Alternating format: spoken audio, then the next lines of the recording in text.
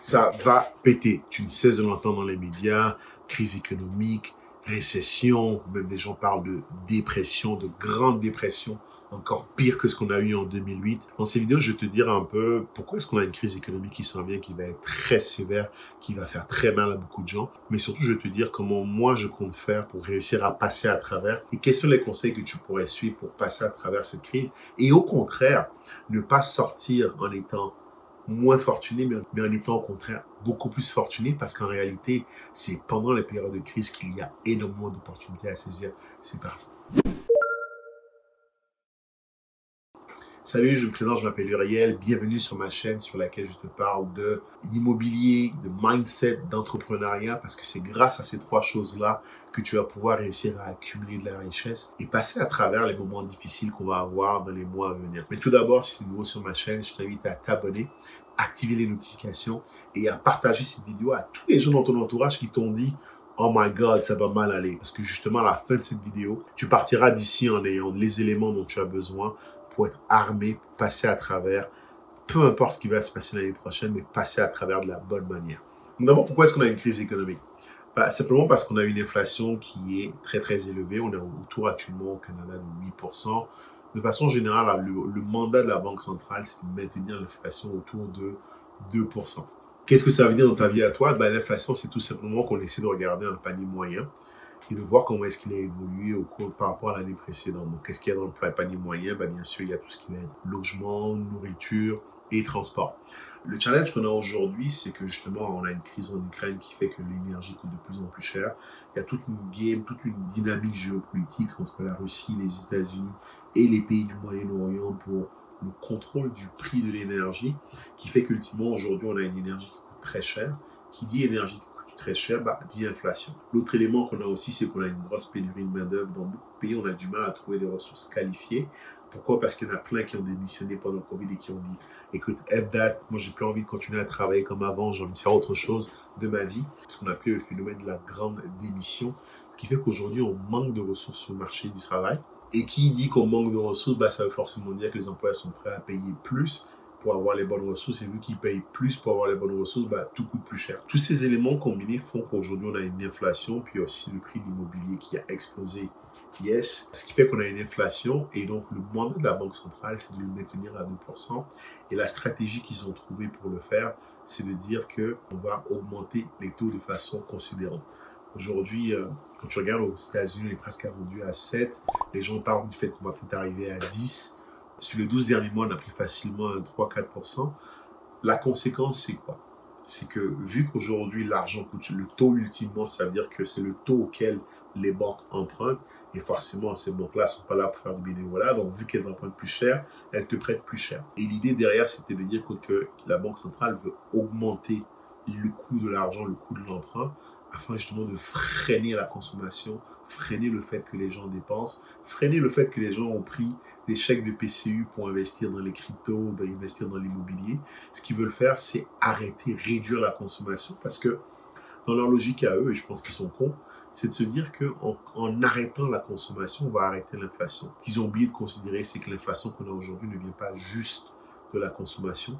Elle vient aussi du fait qu'on a des problèmes au niveau de l'énergie, des conflits géopolitiques qu'on a en Ukraine. Elle vient aussi du fait que pendant le Covid, la chaîne d'approvisionnement a été fortement endommagée. Ce que j'appelle la chaîne d'approvisionnement, c'est le fait qu'un bateau doit partir de Chine pour amener par exemple des t-shirts en Europe.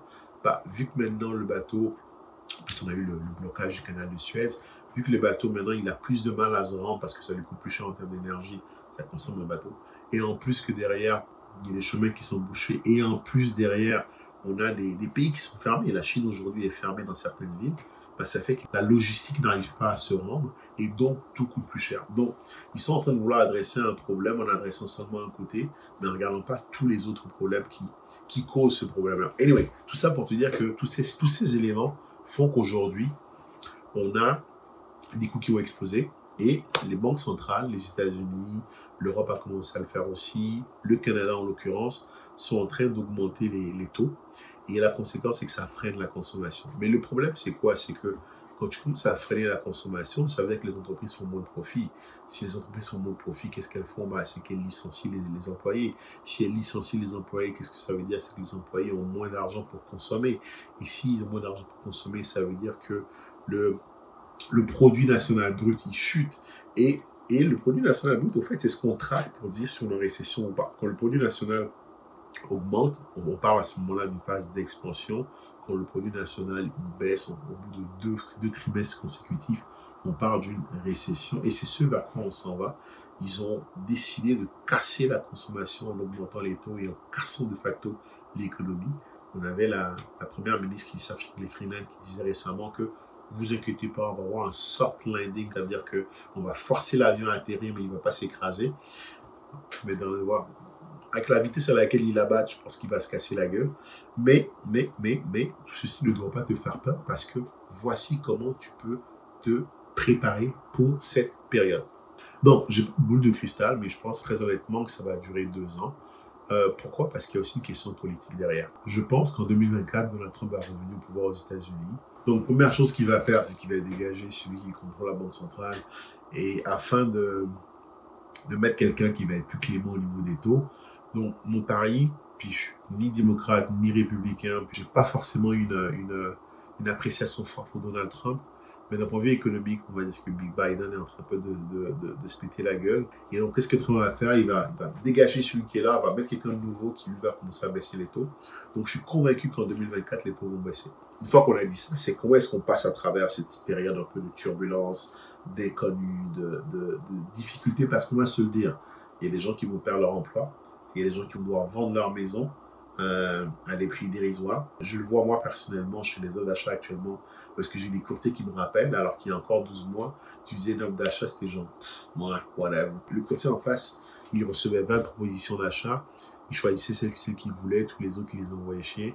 Là, on va être dans une situation où est-ce que j'ai des courtiers qui me rappellent parce qu'ils n'ont pas d'offre d'achat. Quand le taux, j'ai une hypothèque qui va être renouvelée au mois de décembre, je passe de 1,95 à 7,10. La réalité, c'est ça, c'est qu'il y a des gens qui vont voir leur taux exploser, qui ne pourront pas payer et qui vont devoir vendre. Mais là, quand tu es un investisseur immobilier, ça, c'est une opportunité. Ça veut dire qu'il va y avoir des biens sur le marché que tu vas pouvoir acheter à des prix discount. Il va y avoir des compagnies sur le marché que tu vas pouvoir acheter à prix discount. Donc, ça va être les soldes. 2023, ça va être les soldes. Maintenant, pour pouvoir en profiter, il faut 2 choses. On va parler de la défense et de l'attaque. La défense. La première chose que tu dois absolument faire, c'est mettre de l'argent de côté. Il faut que tu aies du savings. Il faut que tu aies au moins 6 à 12 mois devant toi pour pouvoir vivre. Parce que le futur est toujours beau. Après une période de crise, on regarde en 2008, 2009, 2010, ça a redécollé. Et c'est là que tu vas en profiter, mais il faut que tu puisses passer à travers. Comment tu fais pour passer à travers?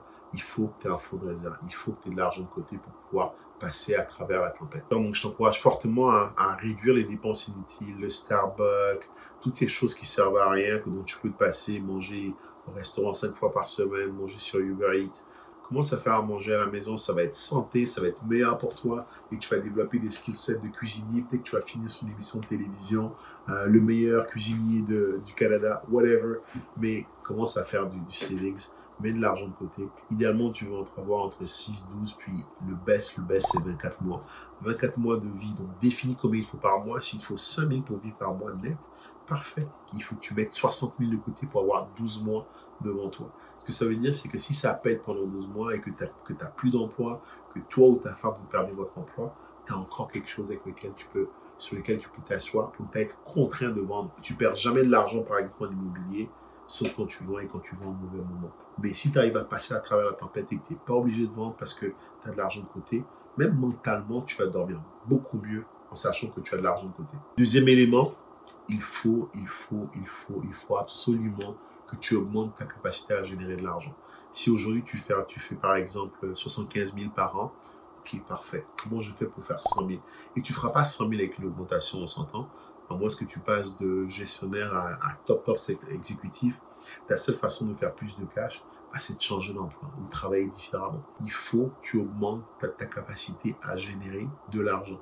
Et ça peut être en partant de business à côté, ce qu'on appelle un side gig. Ça peut être en partant un business en ligne. Mais il faut que tu aies plus de revenus parce que, comme je le dis, ça va être les soldes. Et comment est-ce qu'on fait pour profiter des soldes? il faut avoir le cash, il faut avoir l'argent directement sur soi pour pouvoir aller dans le magasin et ramasser tout ce qu'il y a. Imagine des compagnies qui valent par exemple 10 milliards vont peut-être se vendre à 5-6 milliards.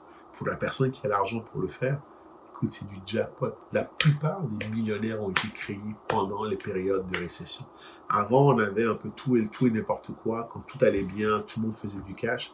Maintenant, les vrais qui vont faire du cash, c'est ceux qui savent ce qu'ils font. Et ça m'amène à mon troisième point. Si tu veux pouvoir faire plus de revenus, plus d'argent au cours des mois qui vont venir, oui, il faut que tu achètes, il faut que tu génères plus d'argent à travers une nouvelle activité, par exemple. Mais ultimement, ce que tu dois faire, c'est que tu dois investir en toi et t'entourer des bonnes personnes. Investir en toi, ça veut dire simplement que tu ne pourras pas avoir des revenus différents de ceux que tu as aujourd'hui si tu n'es pas une personne différente. Tu ne peux pas avoir des résultats différents si tu n'es pas une personne différente.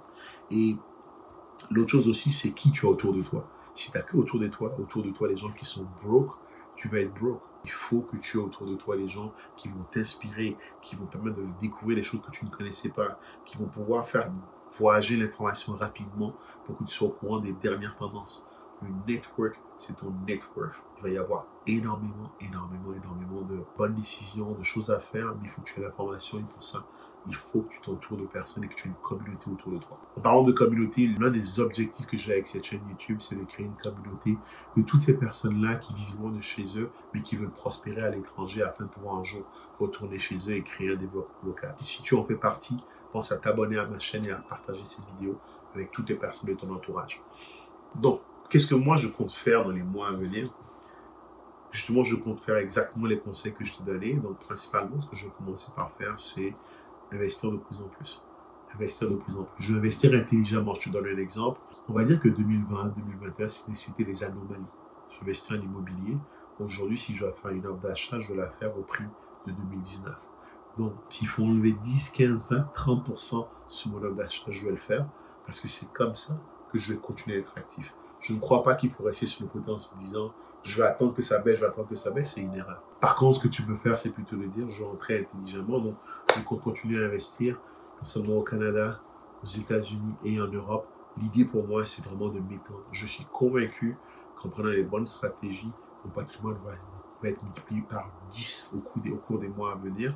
Et ce, simplement en faisant les choses suivantes. En investissant de façon agressive, c'est-à-dire je vais négocier comme un rat pour pouvoir faire baisser les prix. En diversifiant mes investissements. Je vais dans l'immobilier, dans le stock market, parce que là aussi il y a des soldes, et aussi dans les assurances vie. Diversification en termes de type d'actifs. Je vais aussi diversifier géographiquement, donc Canada, États-Unis et Europe. Pourquoi? Parce que chaque marché réagit à différents stimulus. Je m'assure que s'il y en a un qui affecte un, que tous les autres ne soient pas impactés. Et enfin, dernière chose que je vais faire, je vais continuer à investir en moi. J'ai organisé récemment un événement où est-ce qu'il y avait une trentaine de personnes avec qui j'ai travaillé cette année. L'idée, c'était de les rassembler autour d'une communauté. Je vais investir de plus en plus en moi, notamment en participant à ce genre d'événement, en rencontrant des gens, en ayant accès à l'information et en investissant en moi parce que je vais avoir des résultats différents, encore meilleurs que ceux que je suis aujourd'hui. Donc voilà, ça fait le tour de ce que je voulais partager sur comment faire pour réussir à passer à travers les mois difficiles qui s'en viennent. Ne t'inquiète pas, le futur est merveilleux. Tout ce que tu as à faire, c'est t'assurer d'avoir les bonnes stratégies, t'assurer de te préparer comme il faut, t'assurer de ne pas de bien négocier tes affaires, de savoir ce que tu fais. Encore une fois, la beauté des crises, ce qu'elles permettent de faire, c'est qu'elles permettent de séparer ceux qui ne savent pas ce qu'ils font de ceux qui savent ce qu'ils font. Et si tu es du bon côté, il faut que tu ailles chercher de l'information. Je t'invite à regarder dans la description de cette vidéo, tu trouveras des liens parce que je te partage des formations entièrement gratuites pour t'aider notamment à débuter en immobilier. Et sinon, je t'invite à partager cette vidéo, à t'abonner à ma chaîne, à activer les notifications et à partager cette vidéo à toute personne de ton entourage que tu penses qui pourrait bénéficier de ces conseils. Je te dis à une prochaine vidéo. Salut!